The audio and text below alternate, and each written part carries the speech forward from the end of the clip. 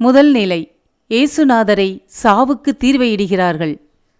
என் இனிய இயேசுவே, உம்மை ஆராதித்து வணங்கி உமக்கு நன்றியறிந்த அஞ்சலி செலுத்துகின்றோம். அது ஏன் என்றால், பாரமான சிலுவையை சுமந்து படைப்பனைத்தையும் மீட்டு இரட்சித்தீர். அன்று கெத்செமனி தோட்டத்தில் 30 வெள்ளிக்காசுக்காக ஆசைப்பட்டு யூதாஸ் இயேசுவை தலைமை குருக்களுக்கும் மூப்பர்களுக்கும் காட்டிக் கொடுத்தான். அவர்களோ அவரை பிடித்து அடித்து பலவாறு பழித்து பேசலாயினர்.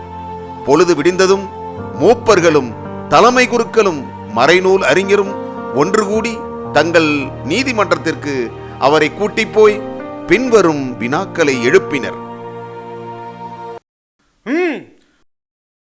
உண்மையை சொல், நீ மெசியாவா? நான் உங்களுக்கு சொன்னால் நீங்கள் என்னை நம்ப மாட்டீர்கள்.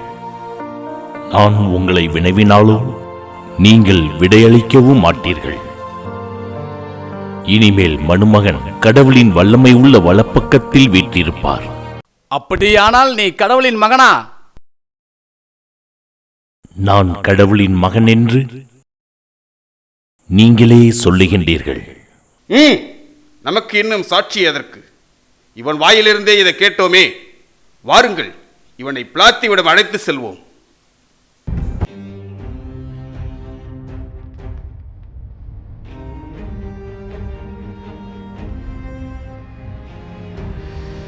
நீங்கள் இந்த ஆளுக்கு எதிராக கூறும் குற்றச்சாட்டு என்ன?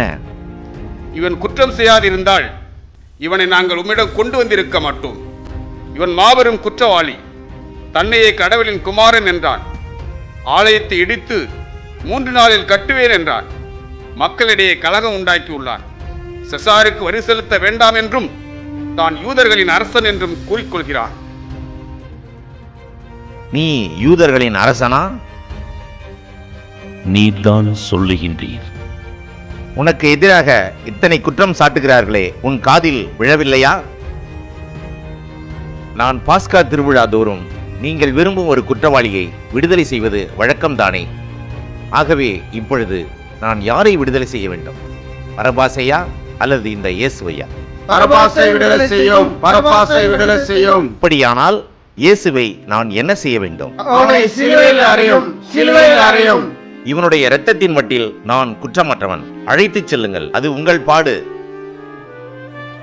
அவ்வாண்ட தீர்ப்பின் அர்த்தத்தை உணர்ந்து கொள்ள என்னோடு நடந்து வாருங்கள். எங்கள் பேரில் தயவாயிரும் ஆண்டவரே, எங்கள் பேரில் தயவாயிரும். எங்கள் பேரில் தயவாயிரம் ஆண்டவரே, எங்கள் பேரில் தயவாயிரம். இறந்த விசுவாசிகள் இறைவனுடைய இரக்கத்தினால் நித்திய சமாதானத்தில் இளைப்பாறுவார்களாக. ஆமேன்.